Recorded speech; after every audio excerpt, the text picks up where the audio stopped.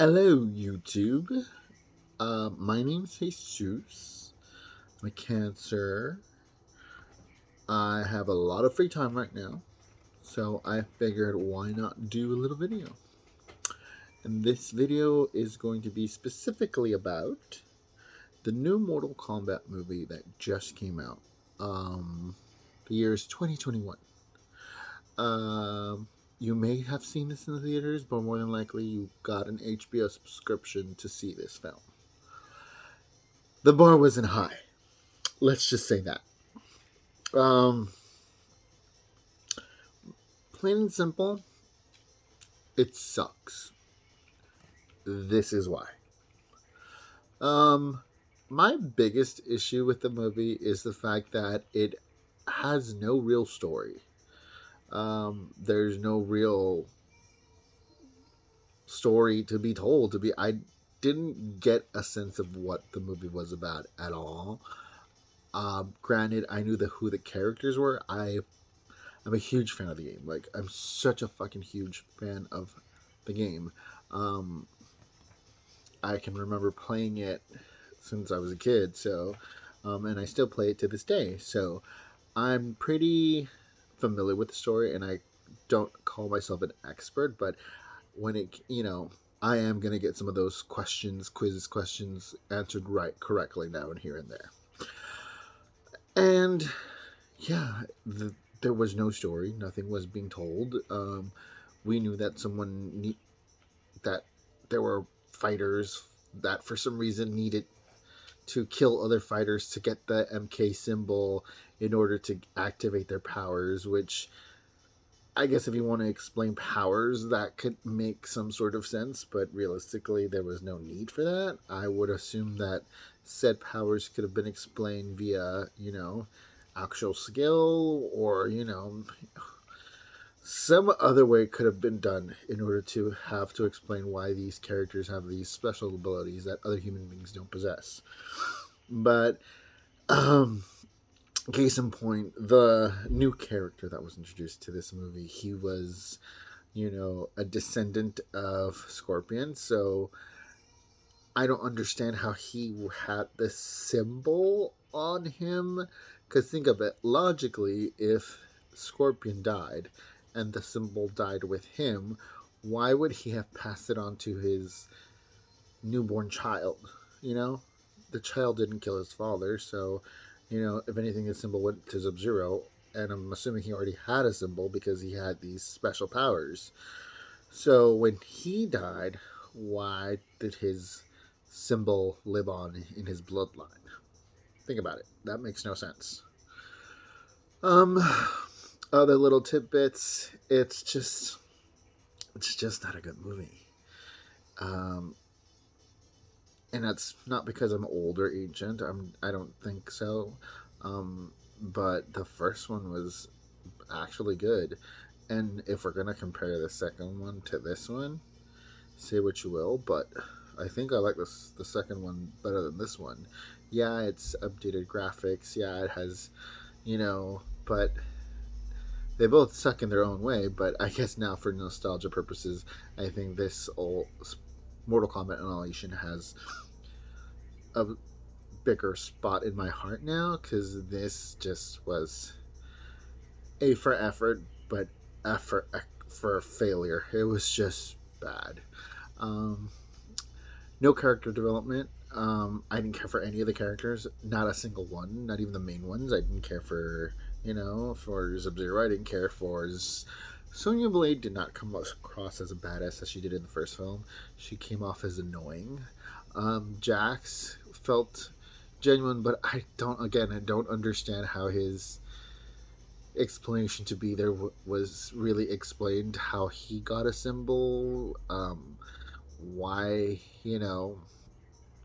he had basic arms that were attached to him by monks, and somehow his powers activated them to be more robotic and stronger. That made no sense to me. Um, and then I'm sorry, but as much as a lot of people love Scorpion, he's not necessarily the main character of the series.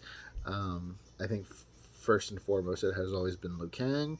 Even in this new game, MK11, spoiler, sorry, he ends up being a god. He ends up, being the end game of it all, and he's going to restart time in the new game, assuming that's the route they go, But he's the main guy. He's the one you root for. He's the one that basically is the one that you follow through this story arc. So to add a new character kind of like was pointless because he's not that he needed to be in the game, but I didn't care that he needed to be in the movie. He wasn't that. Honestly, if you were going to have him there, you could have given the spot to someone from the roster who kind of would have deserved it more. I mean, if you were going to go with the whole route of like these Earthrealmers or getting together, then Johnny Cage should have been just up there in the front. Johnny Cage should have been one of the primary characters in this movie, and we didn't even get Johnny. We got a tease of him towards the end, but it made no sense to have this new guy who somehow was, again, a bloodline of Scorpion and somehow managed to get the tattoo passed on, even though his great whatever fucking grandfather was died and didn't pass it on to any of his children, I suppose, For me, my biggest also, can we talk about Raiden? Let's talk like split second, which is like, I'm sorry, I felt he was a caricature of Asians. And granted, yes, it was an Asian actor, but to me, I was not to be, push cultural appropriation or anything like that, but it was just, it felt very campy, like, I don't know, that portrayal didn't sit well with me at all. I would have liked him to be more stern and more sovereign, and he is a god after all. Shang Tsung was a hot mess. I mean, good wig, good use of like black contact lens or whatever the fuck he was using, but was he menacing? Was he a threat? Not by a long shot. And the less we say about Melina, the better. I was very upset that Katana didn't make the cut because she's my favorite character, but I'm sorry if you're a fan of Melina because they fucked you over big time. She was there, but was she in the movie? No, not at all.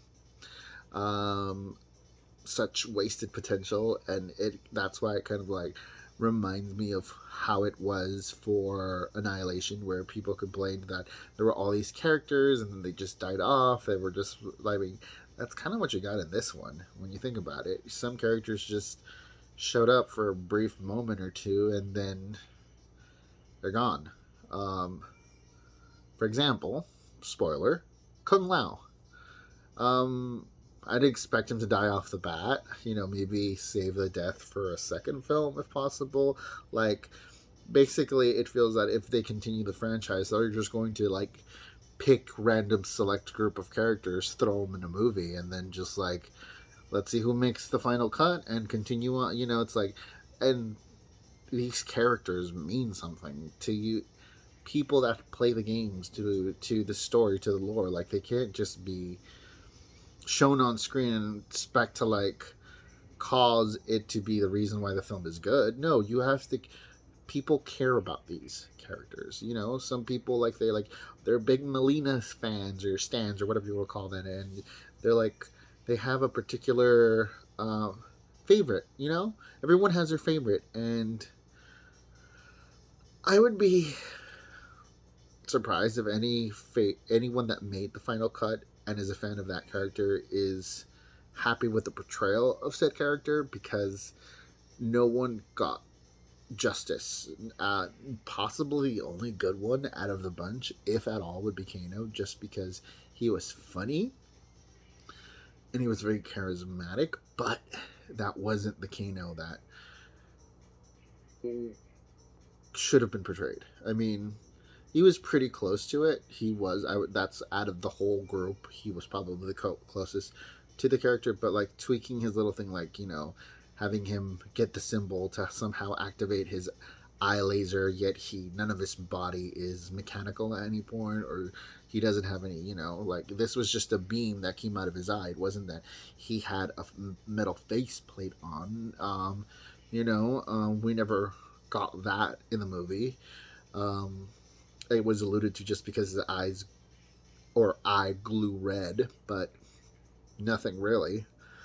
Yeah, these characters were just not given proper portrayals. I'm sorry. Then having these like extra characters that, I mean, are in the lore, but were just there for exposition, I suppose. Like Reiko had no lines, which is, I don't know who is a big Reiko fan, to be honest, from the games, but I mean, he has this whole lore of trying to usurp or be Shao Kahn. That was not alluded to or brought up. You know, Natira's, that my understanding, was never part of the tournament, so I don't understand how she was made into Shang Tsung's pet or concubine, if you will, and she didn't speak. And again, Melina was severely fucked over because she is Melina, Shao Kahn's daughter and Katana's twin. So if we got Melina, why didn't we get Katana? And I'm sorry, but there was, or should be, no need to cast another person to play Katana. It's not rocket science. They're clones. One, they're always mistaken as twins, so why would you have one actress and a completely different actress play essentially the same character? That wouldn't make sense. So why didn't we have Melina and Katana both in the same film? You could have just had Katana stand around apparently and not say anything and survive somehow to make it to the next film. But we had no Katana, and the Melina we had was just pretty crappy. Because, I'm sorry, she didn't look. I mean, the teeth. Everyone's gonna complain about the teeth, and I get it. You're never gonna please. There's always gonna be someone voicing an opinion about like how it could have been done way better, but there was no. I wasn't scared. She didn't look menacing. She didn't look terrifying. She didn't. And then to be killed off in such a quick fashion. Come on, like, really?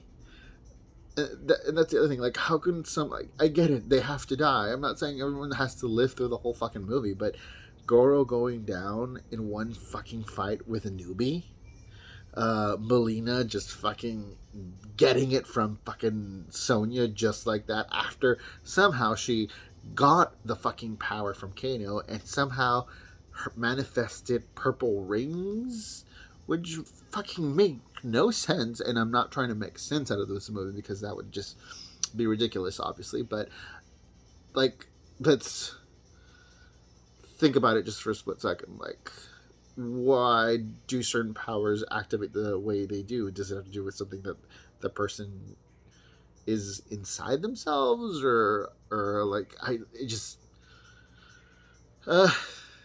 it's unsettling, to say the least.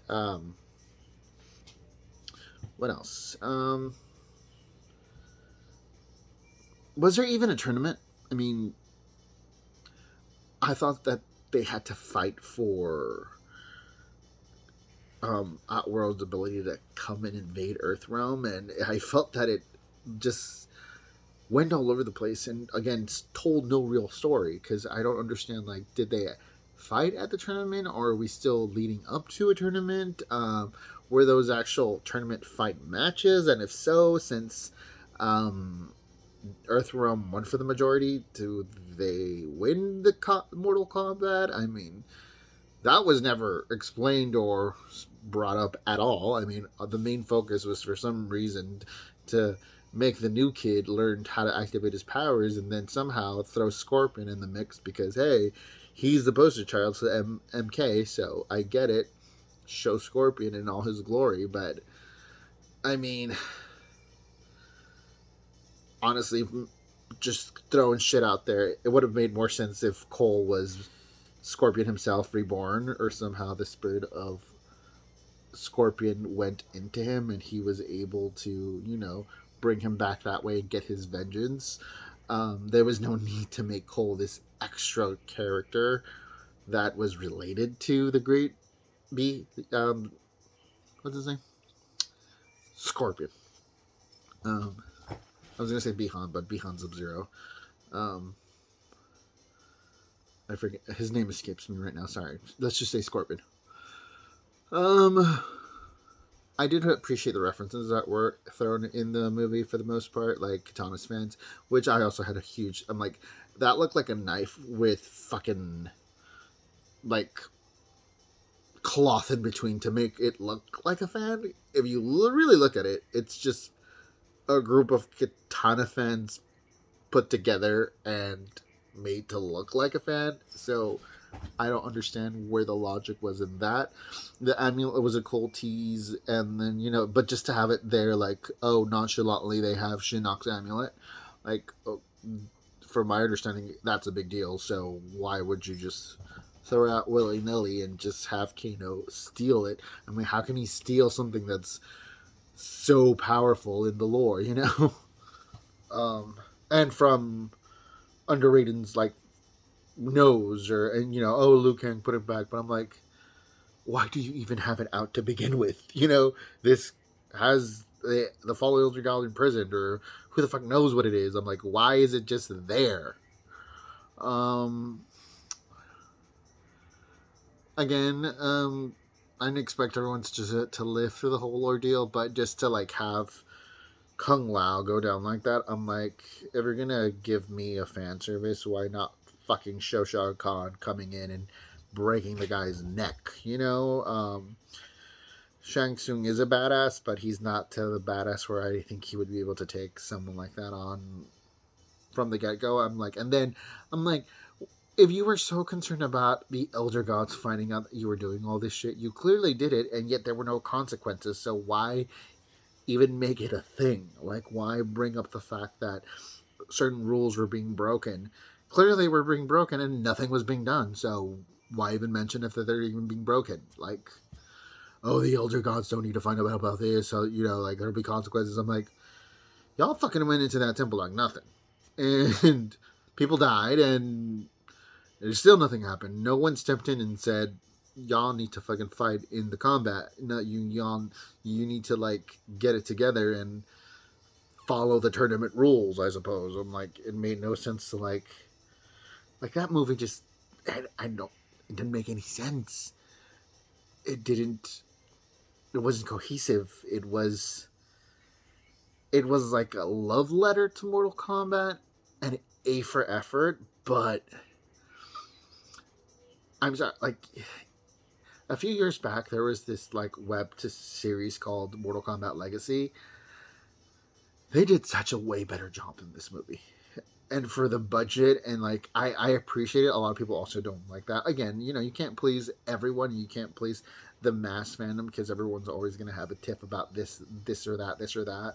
Hence me making this video. But I think that hopefully my concerns or my viewpoints are of the majority of saying, this is just bad, because, you hype it up as this, massive gore fest. You hype it up as, like, this is going to be such a good, badass movie, and, we're planning on making sequels. I'm like, being a devoted fan, like, I know you're supposed to make a movie to a broader audience. Everyone wants, you want to make money, obviously. I'm not saying don't make a coin. But, like, I would have appreciated way more. I would have, like, had you made the film for the fans, like, fans, I think they could have pushed and really praised this film for how amazing it is. But as you can see, I've never done this. I've never done a review for any type of show, film, or anything. And to me, it just really got under my skin that this was put out there, and I was so hyped for this. I was so excited for this. I wanted to I wanted to be successful. I wanted other people to be exposed to this great fighting game, and and some of the lore and the characters. And like, this is just such a disappointment, because I don't think I would recommend this film to anyone. I would recommend the original Mortal Kombat, because yeah, it's old and the graphics are, but I mean, they caught some of the core principles of what made the movie great and the game. Like, it was a good game adaptation of a video game. It was a movie. It was a good movie adaptation of a video game. Obviously nothing's gonna beat the source material. Like, everyone can agree. Like, when you read a book, the book is always better than the film. When you play the game is always going to be better than the film, because you're invested. You put all this time and effort into knowing the characters, knowing the story, if you're invested in it. And when you see it on film, most of the time, you are disappointed. But sometimes some adaptations do justice, or at the very least, get a broader audience to find or get some peak interest into whatever it is that they're adapting, because it sparks an interest, a curiosity to try to find out a little bit more. I think the first film was able to do that hands on. It did such a good job. Like, I remember my cousins and the girls, and I'm like, for the most part nowadays, yeah, it's like, I mean, a lot of times girls it's a taboo for them to like these type of things. And I was just surprised that they liked it so much, that they enjoyed watching this movie with me, and that made them kind of like want to watch me play the games. And and my cousins, who are more like my sisters, they know the characters. They're familiar with some of the lore. They're not going to be experts by any means, but they they are able to pick the story up. They know what's going on. And watching that movie, it was just like, yeah, it made sense. It was cohesive. There was something that was happening. This, it was just awful. And we spoke about it briefly, and we're like, yeah, the first one was better. And like I said, I'm like, again, everyone hates this film, but I'm sorry, this is at par with that film. Like, and Mortal Kombat right now is at par with Mortal Kombat Annihilation. When you think about it, if you really sit to think about it, it's about the same. But I'm just gonna give it to Annihilation more, only because I'm just, you know, um, the nostalgia factor now, and the fact that, yeah, they had all these fucking characters, but at least, they they did justice to, like, having them not show up for a reason, but were at least faithful to the source material that they were being borrowed upon. Like, for example, Smoke, and like this, the ninjas were just there. Almost a lot of the ninjas made it into Annihilation, and a lot of people had tips about, like, oh, Rain just died, and like Ermac was showed up with Dutip. Just like, if you really wanted to nitpick at that. But I'm like, at this point, I'm like, I'm glad that they showed up, that they used for the most part their relative weapons or powers. And yeah, we had a smorgasbord of characters. And yeah, like, Shiva didn't get to fight. She died, like, being crushed by. But, at least knowing the game, I knew who these... I appreciate the fact that I already knew who these characters were and what they're just like. I knew they were bad. I knew that they were the bad guys, and what motivated them. Like, I didn't understand why Cabal was there. I didn't understand why Cabal was there. And why, how, and when he aligned himself with Shang Tsung. I didn't understand, yeah, Melina was there, like, but if you think about it, the Melinas shown in both movies were basically the same thing. They were just there, and then they weren't. But at least the Melina we got in Annihilation put one hell of a damn better fight. Yes, Aztec, it is a mud fight, if you will, but she put up a fight. And this Melina was just, the fight scenes were a little bit not that. I mean, who am I to say shit about fight scenes because it's not like I can choreograph them myself. I get it. I know it's a lot of work, but they didn't come across as believable or strenuous. Like, I didn't think that it was like a very intense combat fight. You know, when Melina went up against Sonya, you know, like, she basically fucking teleports in, and then this bitch Sonya just kills her with her fucking new power rings. I was like, you're supposed to be this ferocious killing monster. You fucking, you know, chew the skin off bones, and this bitch took you out like that. And I did appreciate she seemed a little bit more menacing, and I just I just realized it is the same fight scene because Melina took on Sonya in Annihilation, and Melina basically took Sonya again in this version. But I was more satisfied with the Annihilation portrayal than this one because I'm like, eh. Again, I think had they made a movie that was um, a love letter to fans, it would have been way better. I mean, I would have pushed for more. Again, I myself would have pushed for more people to watch this film and have them get interested and pique their interest. But I don't think this is a good representation. Like, I wouldn't recommend you to watch this film because I wouldn't want you to think this is what Mortal Kombat is. You get it? It's the depiction is just wrong. It's just not it. It is not the moment. It is not what we wanted, not what we signed up for. So yeah, again, nothing big and glitz and glam. It's just my own opinion. You have yours. Feel free to say yours. No harm, no foul.